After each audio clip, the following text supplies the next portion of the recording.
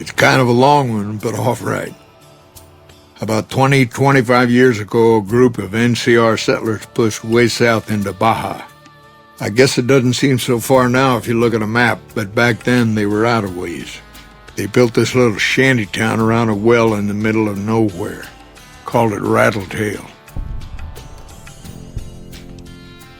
Word got back to one of our stations that raiders had been attacking the place.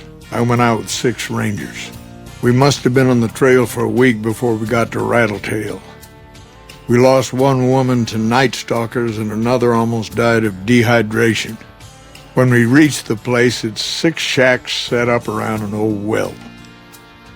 There's over 24 bodies lying in the dunes way outside of town and 5 men with .308 rifles crouched behind sandbags. And these bodies, these people out in the sand, they aren't raiders, aren't even heavily armed. They're just people who were trying to get to the only well in 50 miles.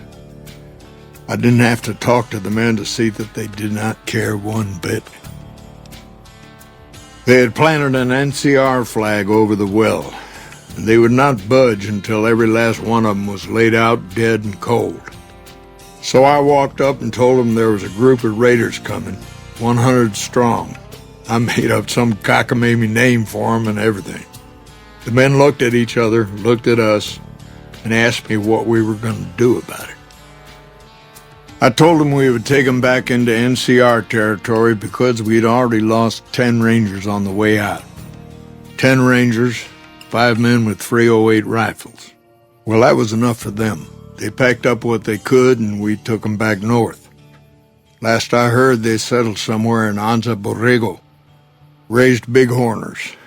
Had some tough times, but it worked out okay for them. So there you go. That's my one bit of good.